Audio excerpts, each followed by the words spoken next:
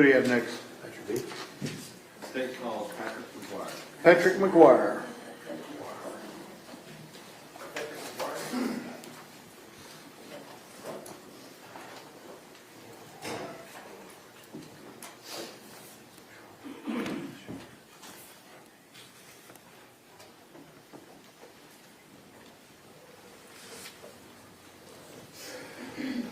Solemnly swear or affirm testimony given in this college to be the truth, the whole truth, and nothing but the true self of God. Yes, Judge. Have C right here.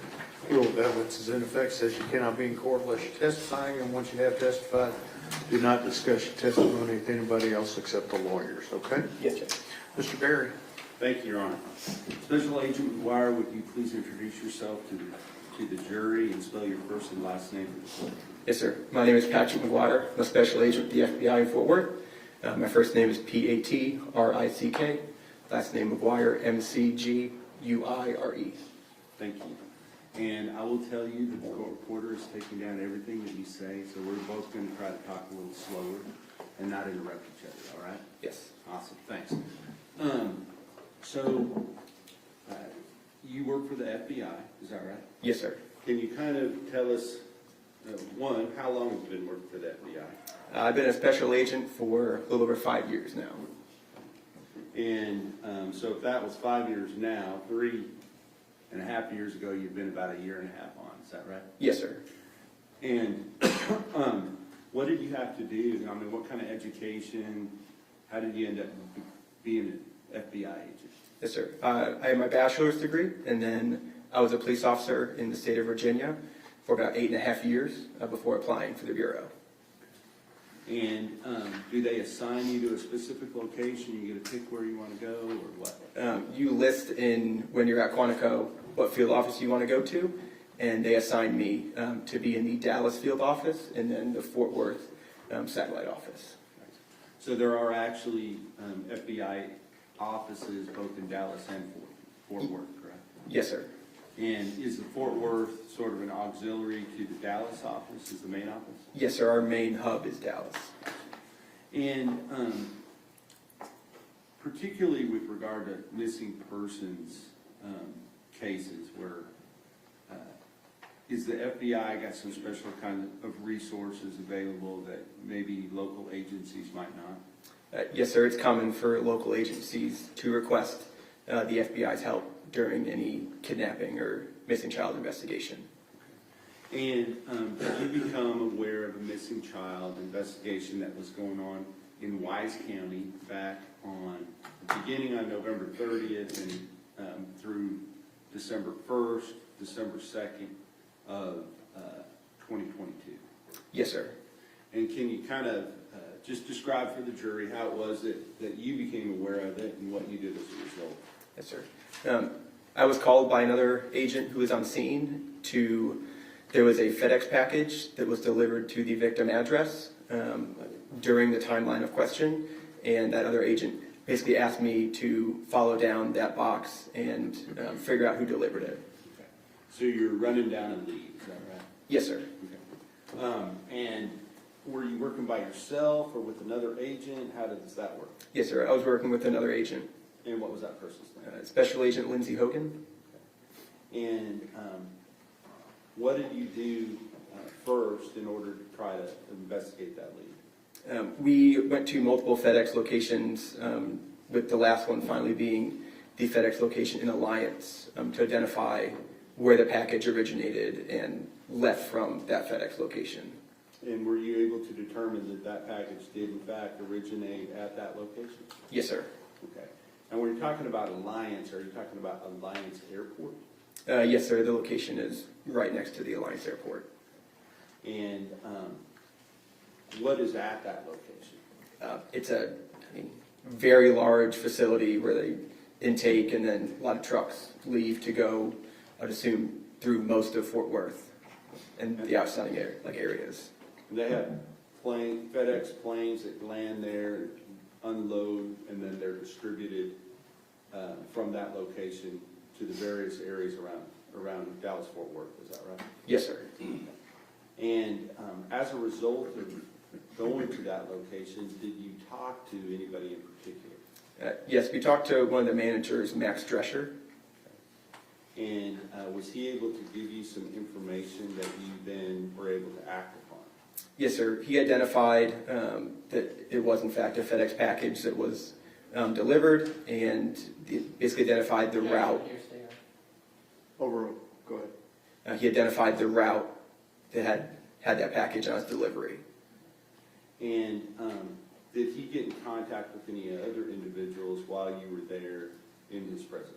Yes, while we're in his office, he contacted Richard Davis, who's the owner of Big Topspin, which is the contract company for FedEx. And I think a lot of times as we see a FedEx vehicle driving down the road that we think it's all owned by the big FedEx company. Is that true? No, I believe most of the delivery trucks are owned by contract companies. And then FedEx puts their logo on that contract company, but it still has no... Actually, we lay a foundation for this. It's Let me- required to work for FedEx. Let me hear the question first. Yeah, ask the question. What is Big Topspin? It's a company that's contracted by FedEx to deliver packages. And do they own a number of vehicles? Yes, Okay. And do those vehicles say Big Topspin on them, or do they say something else? they say FedEx. Okay. And so why specifically was Max Drescher contacting Big Topspin? Because that was the contract company who owned the truck that delivered on the route that day. And as a result of contacting Richard Davis, did you receive a name that you were able to then try to track down that person? Yes, the driver was identified as Mr. Tanner Horner. Okay. And did you later actually meet that person face to face? Yes, sir. And when did this take place? What date was it? This occurred on December 1st. Okay, so if the disappearance happened on November 30th, this would be the next day. Is that right? Yes, sir. Okay. And about what time of day was it that you made your way finally to the Alliance location for FedEx? Probably later in the morning. And while you were there, did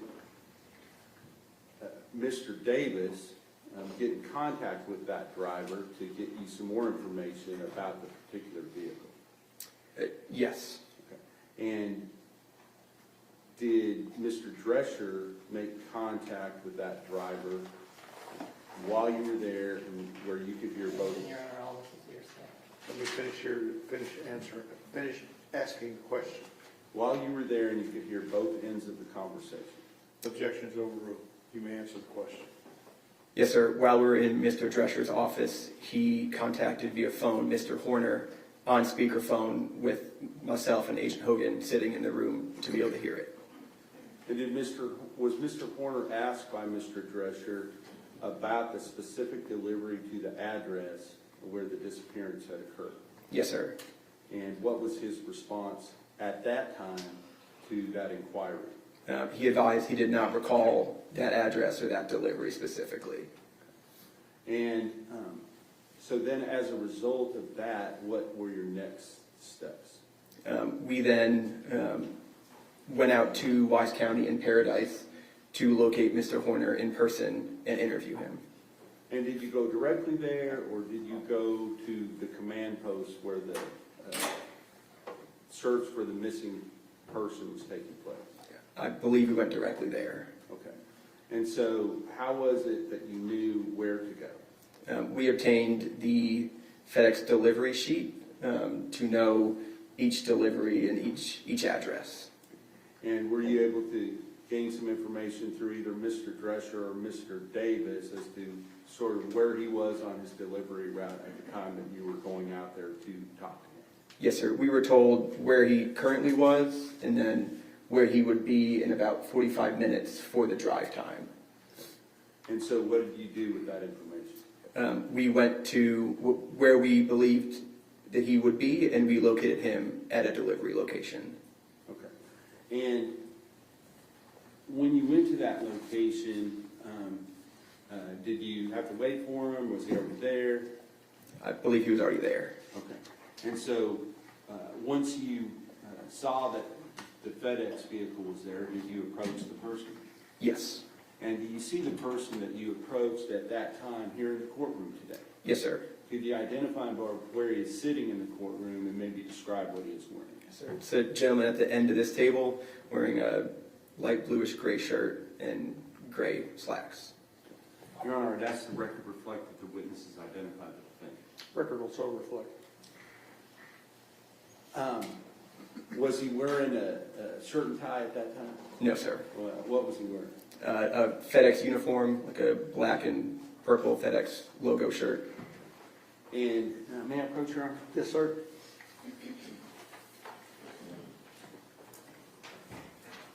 Prior to court today, did you have the opportunity to look at a couple of exhibits?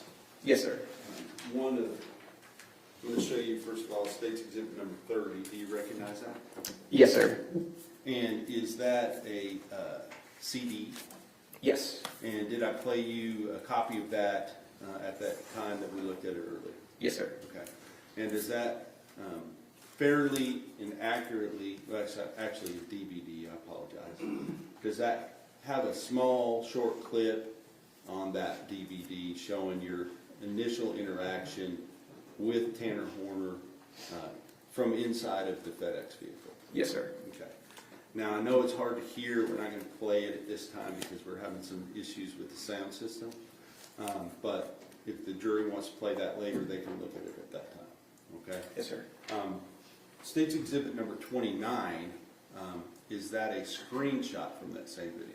Yes, sir. And do you recognize the two people that are depicted in that screenshot? Yes, sir. The person closest to the camera with his back facing the camera is Mr. Horner, and the person in the flannel button-up is myself. And you were able to watch State's Exhibit number 30, which this comes from, correct? Yes, sir.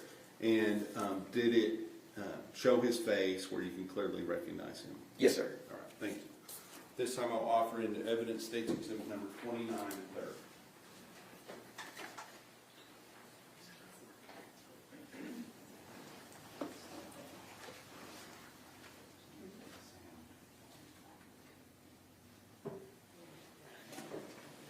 Judge, I have no objection to 29, 430 is played, we would want to hear that. Okay, Whatever technical all right. issue there is. States 29 and States 30 are admitted, but we will let you review it before it's on 30, before it's exhibited to the jury. And may I publish 29? Yes, sir. Thank you.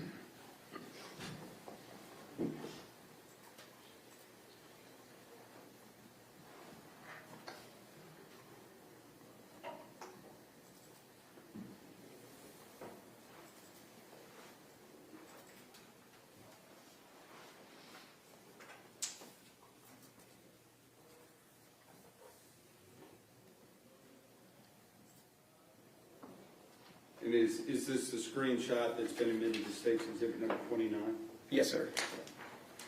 Now, let's talk about, you can turn that off, or turn it back on, Mr. King. Let's talk about that conversation. Can you kind of describe for me, didn't take place like within, I guess, earshot of the camera, correct? Correct. Where did you go to talk to him? Just a little farther back towards the rear of the truck. Okay. And even as you approached him, can you kind of describe how that took place when you first approached him? When we approached him, he was getting out of the vehicle, and we scared him, causing him to drop the package. Okay. And then after you were, did he even know who you were at that point? Not initially when we walked up, no. And did you allow him to finish his deliveries that he was making before you talked to him? Yes, sir. Okay. And all that's on that little video clip that we weren't able to play, correct? Yes, sir. All right, so once you do that, you go out of the back towards the back of the truck, you said, is that right? Towards the back of the truck, yes. Okay, so if you wouldn't mind kind of telling me what you were asking him and what his responses were to your inquiries. Yes, sir. We initially asked him, again, about the delivery that was asked by Mr. Drescher on the phone. And he stated that after the address that he's delivering at while we're talking to him is a fairly short distance from the crime scene. And at that time, when we were speaking to him in person, he stated that after he had driven by the crime scene and saw law enforcement, that he remembered that delivery. Okay, so when you first talked to him, you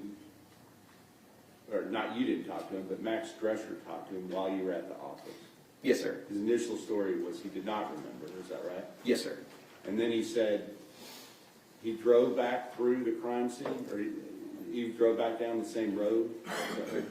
At the very least, close to it to see the large law enforcement response. And then that made him remember the incident, is that right? Yes, sir. Okay. And did he give you some indication of what he remembered about the incident that took place at this point still less than 24 hours earlier, correct? Yes, sir. He advised us that he recalled the house looking run down and that he was basically initially start thinking that he didn't want to deliver there until he saw what he thought may have been the homeowner leaving in a vehicle and turning left out of the driveway. And did he describe that vehicle for you? Yes, he described the vehicle as a older green Chevy Astro van, and specifically with sunspots on the hood and on the roof, and a piece of the panel, like the lower panel, missing on the driver door close to the front wheel. Now, did you relay that? There's a command post, correct, for this missing child search, is that right? Yes, sir. And that child's name's Athena Strand, correct? Yes, sir. And she was a 7-year-old girl. Yes, sir. And so there's some urgency with regard to trying to find this little girl, correct? Yes, sir. And did you relay this information back to the command post? Yes, sir. After this interview, we immediately went to the command post and relayed that information of that vehicle to the command post for further investigation. Because if that was true, that's somebody you would want to talk to, correct? Yes, sir. And tell me, was there something else that caught your attention, though, as you're talking to Mr. Horner about this, what he remembers?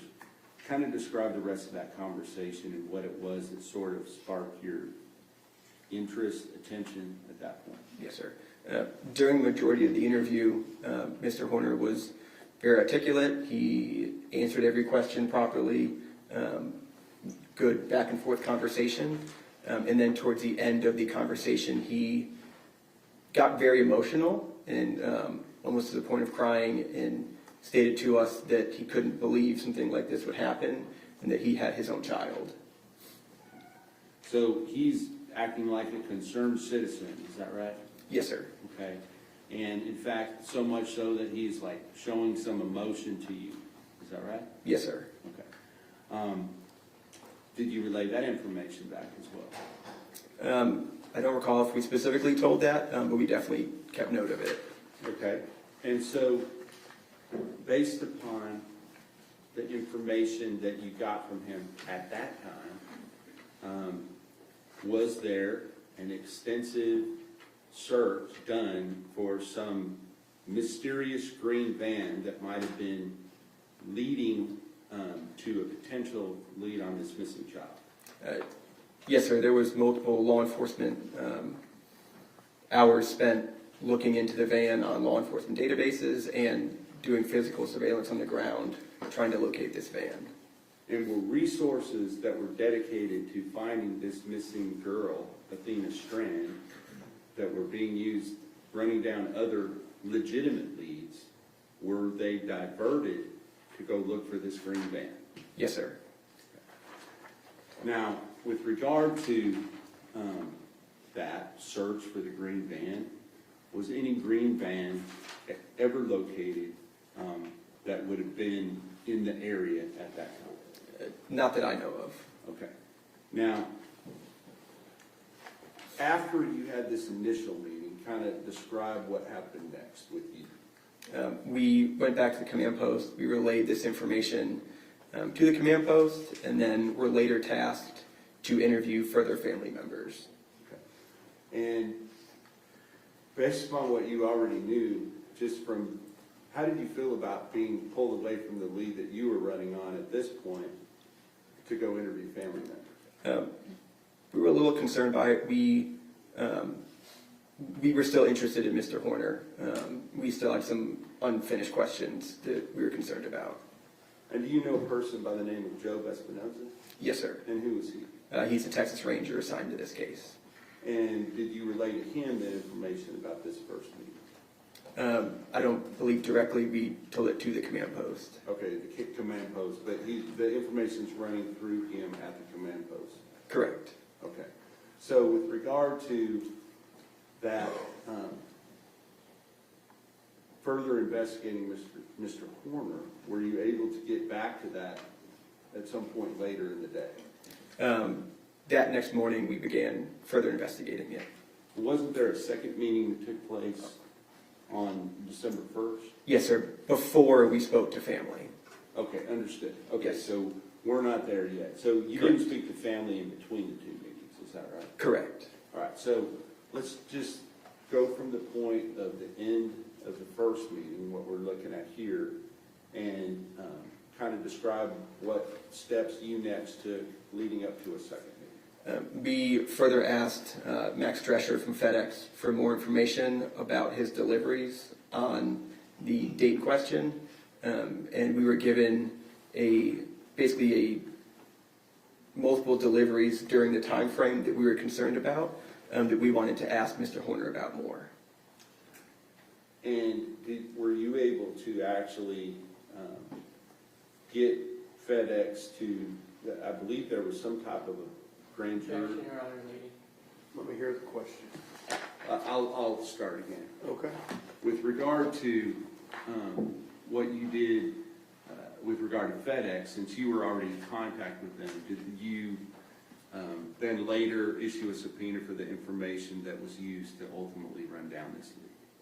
Yes, sir. Okay. So that was on a later date, though. But with regard to this day, were there further steps taken by FedEx and Big Top Spin to try to potentially gain more illumination as to what was going on in that van? Yes, sir. And can you describe that, please? We got further delivery information on his route during the evening of the 30th. Okay. And based upon that information, did you have some concerns that you wanted to clear up with Mr. Horner? Yes, sir. There was about a 45-minute time period that should have been a drive time of approximately 11 to 12 minutes. So it gave us basically a half an hour of question that we wanted to ask Mr. Horner further about. And did you try to set up another meeting? Yes, sir. We called Mr. Horner on the phone. And may I approach? Yes, sir.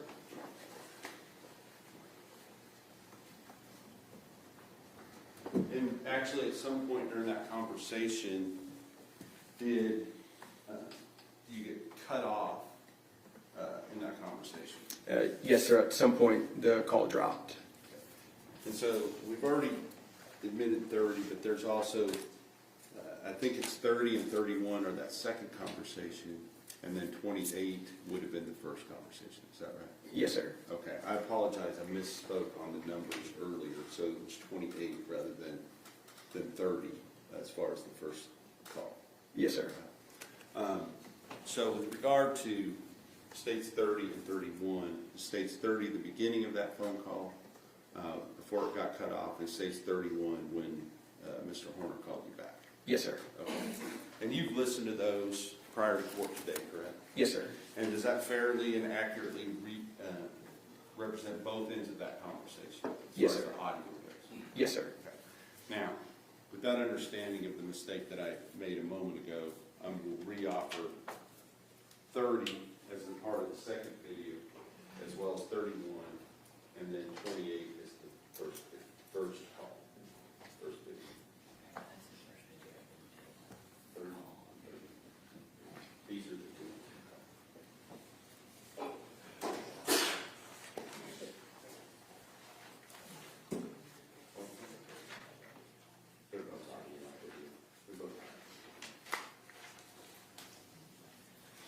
our sentence before, as long as they play correctly, we would have an objection. All right, so states 28 will be admitted and states 31 will be admitted, subject to review by the defense. Yes, sir. And then, following those, we'll talk about the content of those calls in a moment. But following those, did you have another meeting with Mr. Horner? Yes, sir. We met him in another package delivery driveway. Okay. So let's talk about that phone call. You were calling him, you said about some type of time discrepancy. Was that something that was actually, something that actually occurred, or some information that you've been given that you were trying to follow up on that you later learned to be not exactly what you were being told? Yes, sir. Between the time of the phone call and then meeting him in person, we learned that the times given to us by FedEx were incorrect. But nonetheless, you'd already set up a meeting. You had some interest in him getting some further information, so you went in and had the meeting. Is that right? Yes, sir. Okay. Now, let's talk about on the phone calls. Did he talk to you about possible reasons why there might be some delays in his between package deliveries on that particular day? One of the reasons he advised us was that he had thrown up at a Love's truck stop. Okay. And did he elaborate on that as far as where he got sick, how long it took him, anything like that? He stated he didn't feel well on the route, that he then began driving back towards the Alliance area, pulled over on the side of a random road, threw up, and then continued to a Love's, threw up again before continuing back to the FedEx location. And with regard to this location where the Athena Strand went missing the night before, did he give you any information about whether or not that was the last package that he delivered that day or something else?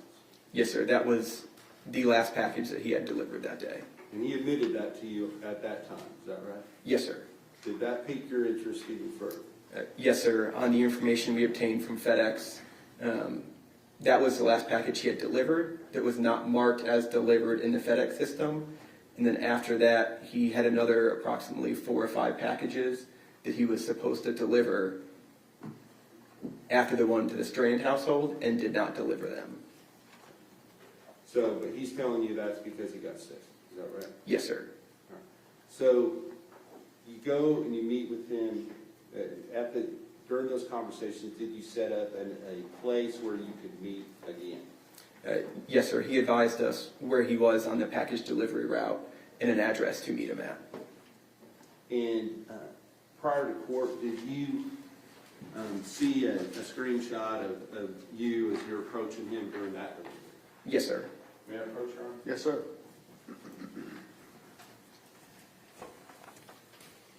I'm going to show you what I've marked as State's Exhibit number 32. Do you recognize that? Yes, sir. And is that the screenshot that shows both you and Mr.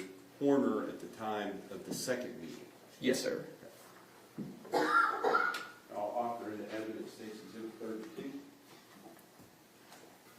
Okay. States 32 is admitted. May I publish, Your Honor? Yes, sir. Thank you.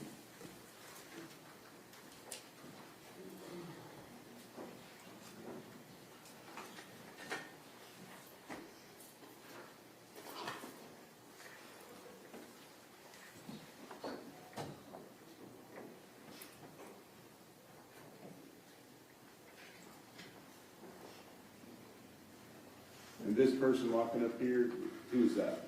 That's me, And who is the person with their arm up? Mr. Horner. Okay. And are you familiar with something called UTC time? Yes, sir.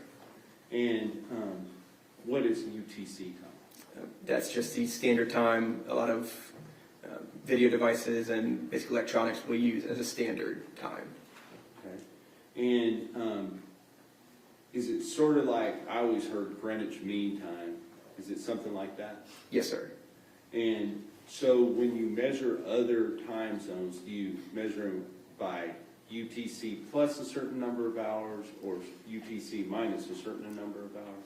Yes, sir, based where you are in the world. Okay. And Paradise, Texas, or Cottondale, Texas, you can turn that back on, Deputy King, thank you. Paradise, Texas, at that time of the year, what was the calculation? Is it 6 hours difference? Yes, sir, at that time of year, it would be UTC or GMT -6 to make Central Time. Okay, so then, looking at the time frames that you were there, this number here, 21:45:01, if you subtracted 6 from 21, that makes 15, correct? Yes, sir. And that would mean that would be 3:15 is on military time. What time of day is that? That would be 3:45 p.m. Okay. And is that time consistent with the time that you remember meeting with Mr. Horner the second time? Yes, sir. Okay. So, with regard to this meeting, tell me just in your own words, describe what took place here.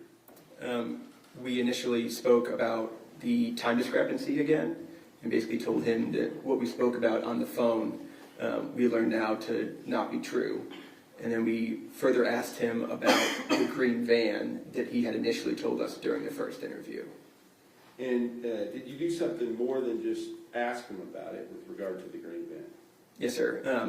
I Googled and found a picture of a older green Chevy Astro van. And what did you do with that?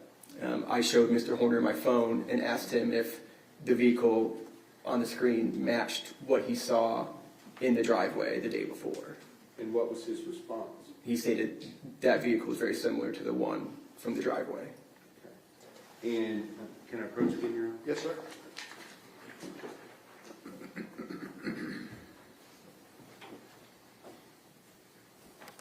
I'm going to show you what's been marked as State's Exhibit number 33 and ask you to recognize that. Yes, sir. That's a screenshot of the picture in the Google search that I showed Mr. Horner. And this is the one that he said, yes, it looks like that? Yes, sir. I'll offer State's Exhibit number 33 to evidence at this time. No objection. State's Exhibit 33 is admitted. And again, based upon that information, was there, I don't know if you call it an APB with regard to, what do you call it when you're looking for a particular type of vehicle? We usually call it a BOL, or be on the lookout. And was that done with regard to this type of a van that might have been spotted within the area? Yes, sir. That information was passed to the command post, and further investigative hours were spent looking for that van. Okay.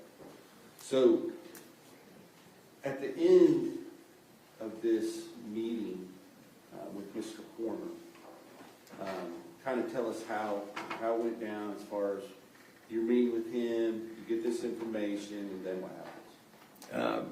After we finished the contact with them, we walked back to our vehicle and then went back to the command post. Okay. As you're sitting in your vehicle getting ready to go back to the command post, did you watch Mr. Horner exit the location where he was currently at? Yes, sir. Mr. Horner, in the FedEx van, backed out of the driveway, across the road, and then struck a tree on the other side of the road. And what did he do as a result of that? Mr. Horner exited the driver's seat, looked at the rear of the truck, and then got back into the vehicle and left. Okay.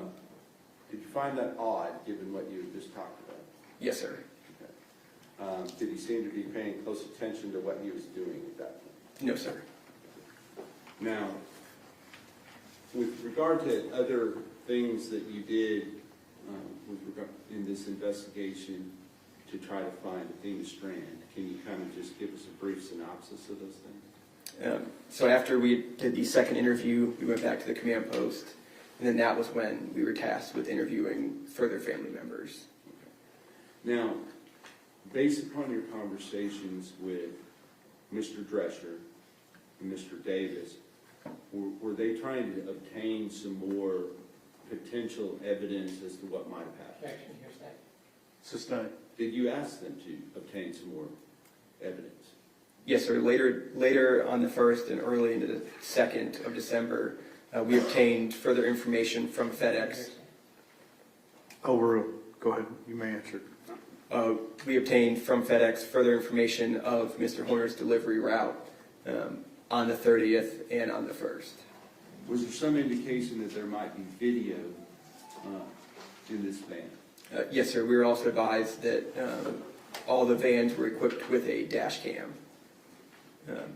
And did you ask them to try to obtain that video information from the vehicle that Tanner Horner had been driving on November 30th, 2022?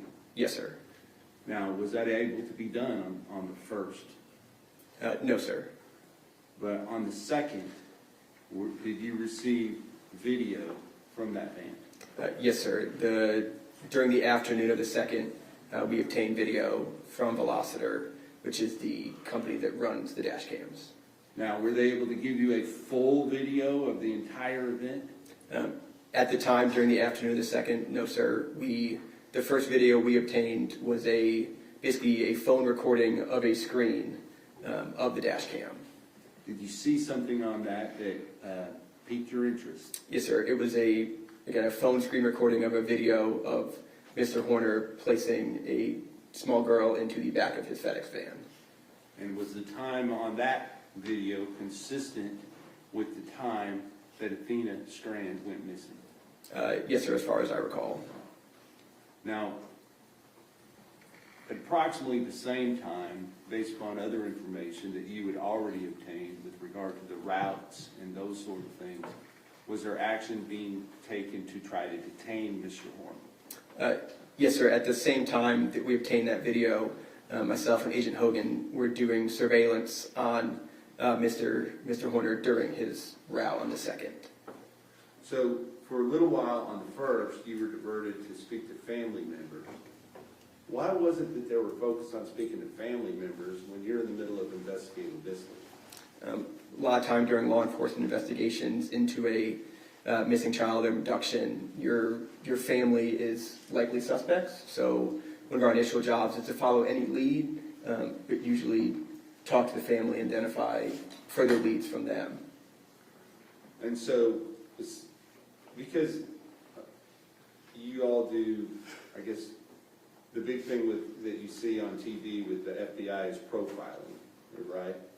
Yes, sir. Explain what that means. Basically getting so it's a behavioral analysis unit. I'm not a member of it, but they basically will intake all the facts the field will get to basically create a profile of who they would generally believe to be the suspect. And just, is there a lot of things that go into those kind of profiles? Yes, sir. Statistics and other things? Yes, sir. And with regard to that, is it often true that the person that is responsible for abducting a young child is often either a family member or somebody that knows that child? Yes, sir. Okay. The stranger abductions are less common or more rare, is that right? Yes, sir. Okay. And so with regard to this case, you were able to kind of help lead in the right direction with regard to Mr. Horner. What changed on the morning of the 1st as far as now you're back on surveilling Mr. Horner? The morning of the 2nd was when The second, I apologize. Yes, sir. We obtained the official records of the deliveries, and basically there were some anomalies of the last package delivered was the one before the victim address of the Strand household. Then we know the Strand package was delivered because it was on their doorstep, but not marked delivered. And then there was 4 or 5 more packages that should have been delivered that night that were not delivered. In fact, just coincidentally, did you later learn that the first delivery that first time you met him, he was delivering a package he should have delivered the night before? Yes, sir. Looking at the tracking numbers for all the deliveries he did not make on the 30th, one of the packages he was delivering when we walked up to him the first time on the 1st was supposed to be delivered on the 30th by him. It was not. It was put back on the truck and then delivered by Mr. Horner on the 1st. But he was delivering did he seem to be doing his normal route and doing his deliveries just like any other day at that point? Yes, sir. Did he ever admit to you at any time that he had anything to do with the disappearance of Athena Strand? No, sir. Had he done so, obviously you would have taken different steps, is that right? Yes, sir. Instead, based upon that information, other resources were diverted other places, is that right? Yes, sir. Now, on the second, when you're surveying him, were you in the position where you were able to see when he was actually taken into custody? We arrived shortly after he was taken into custody. All right. And who was it that took him into custody? It was marked units from the game warden, from the sheriff's office, from multiple different agencies. Okay. And after that point, other than obtaining the grand jury subpoena for all the FedEx records, were you involved in this investigation any further? No, sir.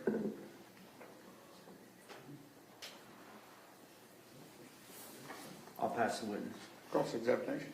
No questions, Your Honor, we have no issue. I'm sorry? We have no issue with him being excused. We have no questions. All right. You may step down. Thank you. Thank you, Judge. Counsel, y'all approve.